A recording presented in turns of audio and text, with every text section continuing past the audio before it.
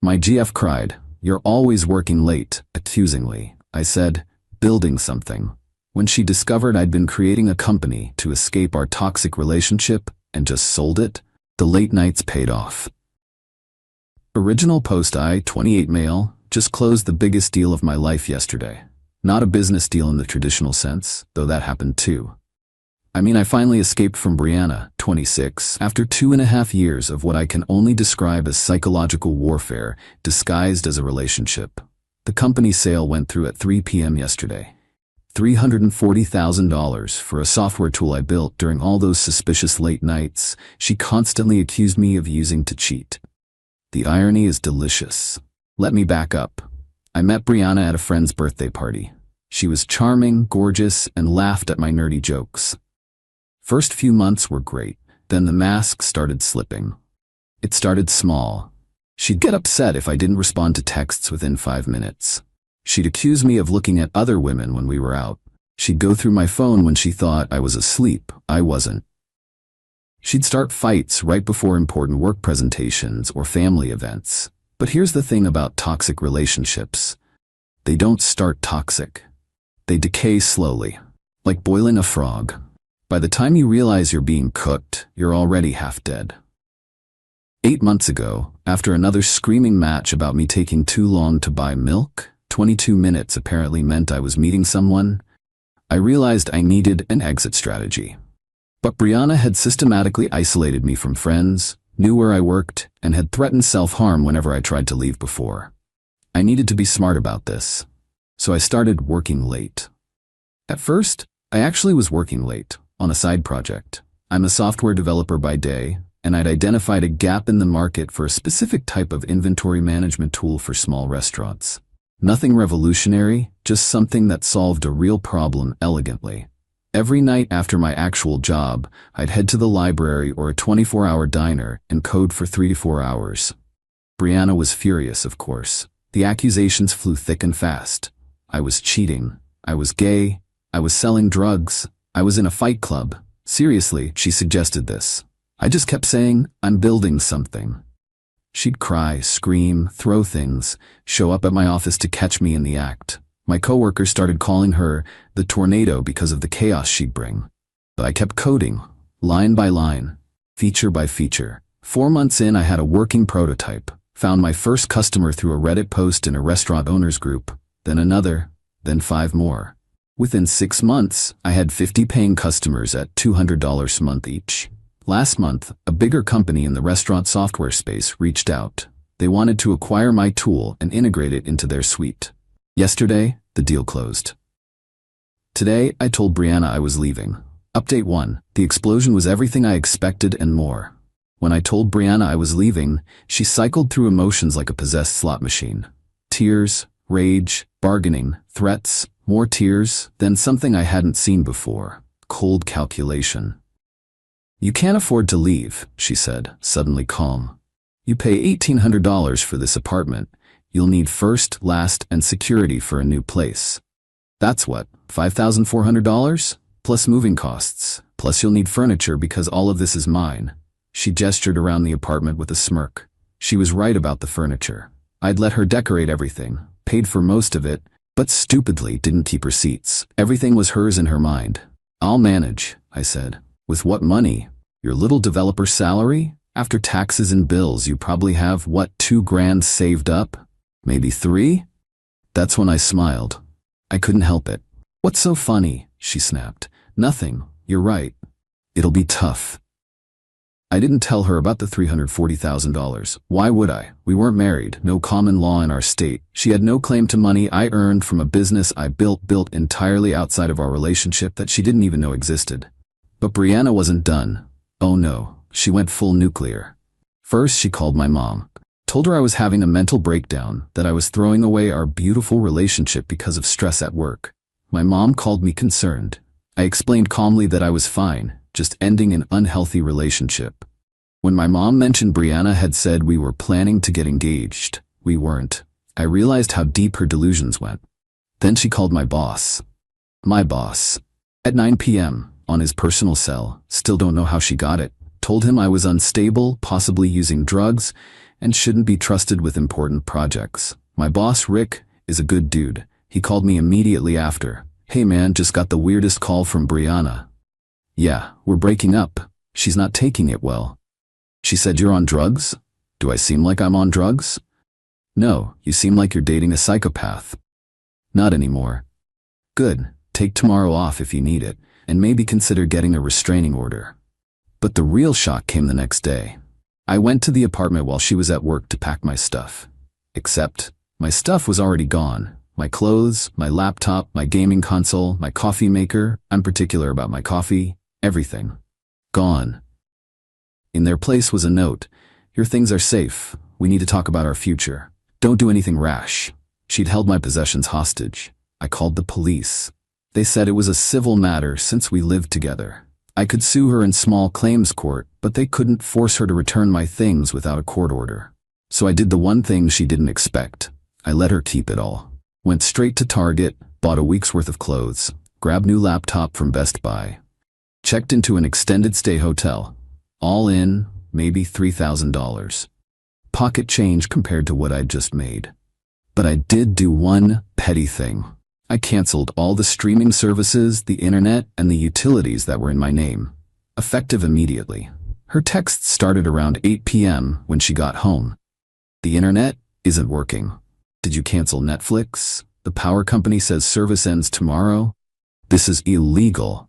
You can't just abandon me. I have your things, we need to talk." I didn't respond, but I did screenshot everything. Update 2: Brianna's entitlement reached new heights this week. First, she tried to get me evicted from the hotel. She called them claiming I was a dangerous ex who was stalking her and staying there to be close to her. Problem is, the hotel was 45 minutes away from our old apartment. Also, I'd already made friends with the manager, Jerome, after helping him fix a bug in their booking system, occupational hazard of being helpful. He gave me a heads up about the call and we had a good laugh. Then she went after my money, or what she thought was my money. She filed a claim in small claims court for $15,000. Her reasoning? Emotional damages and 2.5 years of unpaid domestic labor. She actually tried to bill me for cooking dinner. Badly, I might add. The woman thought salt was spicy, and doing laundry, she shrank 3 of my shirts. But here's where her greed revealed something important. She had no idea about the company sale. See, I'd incorporated the business under an LLC with a generic name.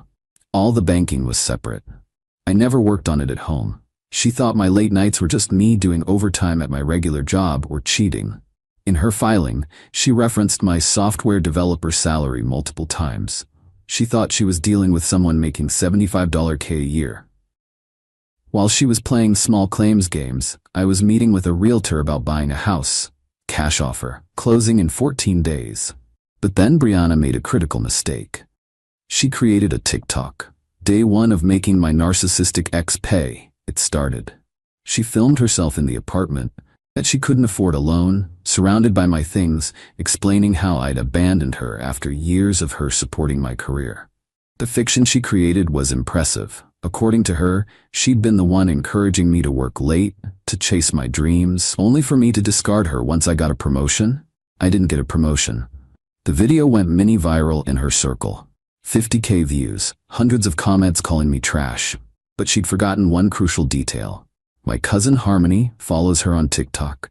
Harmony screen recorded everything and sent it to me. More importantly, she noticed something I hadn't.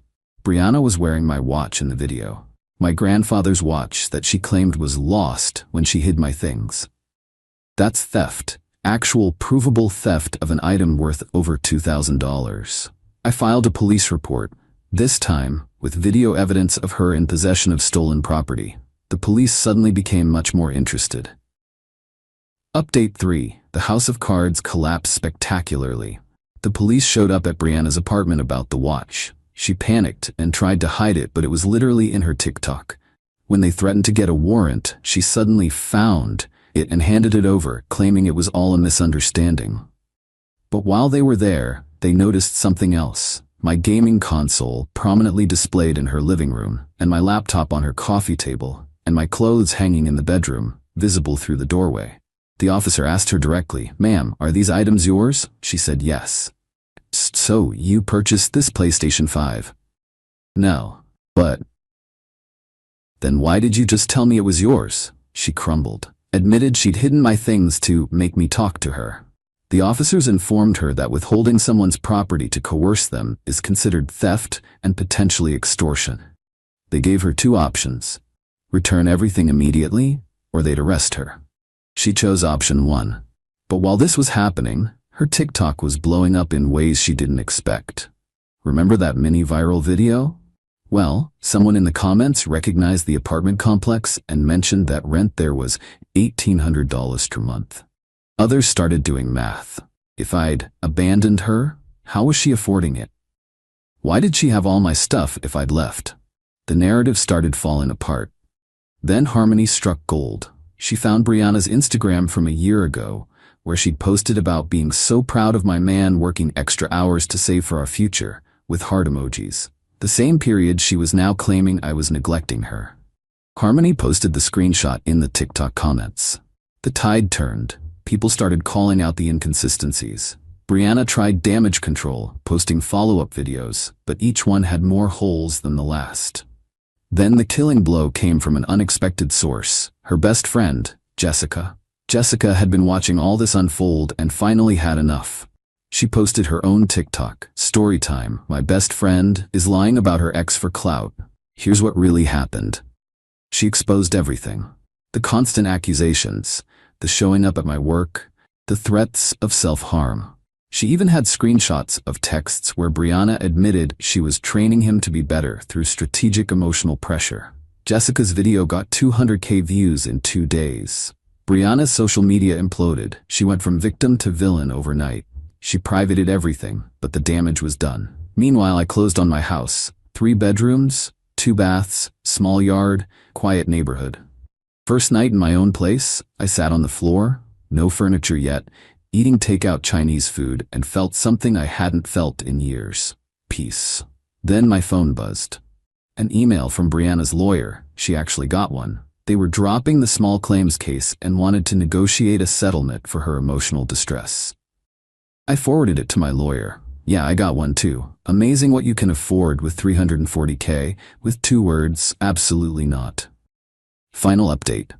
It's been 30 days since I moved into my house, and I need to share how this all ended because it's genuinely unbelievable. Brianna's lawyer dropped her after my lawyer sent back a counterclaim for harassment, defamation, and theft. Apparently, when he realized she'd been lying about the extent of my finances and saw the evidence we'd compiled, TikToks, police reports, text messages, he wanted no part of it. But Brianna wasn't done. She tried representing herself. She filed a motion claiming I'd hidden assets during our relationship, that the company I sold was marital property, we were never married, and she deserved half.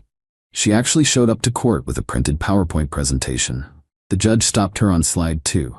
"Miss, were you and the defendant married?" "No, but did you live in a common law state?" "I don't know what that means." "Did you contribute financially to his business?" "I contributed emotionally." "That's not what I asked." It took the judge exactly 6 minutes to dismiss everything with prejudice. That means she can't refile the same claims. But the real karma came from an unexpected place. Remember Brianna couldn't afford the apartment alone? She'd gotten a roommate, a girl named Dakota who seemed nice enough on paper. What Brianna didn't know was that Dakota was Jessica's cousin. Jessica had suggested her when Brianna was desperately looking for someone to cover half the rent. Dakota moved in and proceeded to be the roommate from hell. Not maliciously, she was just living her life. Playing music at reasonable hours, which Brianna hated. Having friends over on weekends, Brianna wanted complete silence. Cooking foods Brianna didn't like the smell of. Normal roommate stuff that Brianna couldn't handle because she'd never had to compromise before. Within 3 weeks, Brianna was begging the landlord to break the lease. The landlord reminded her she'd need to pay 2 months' rent as a penalty.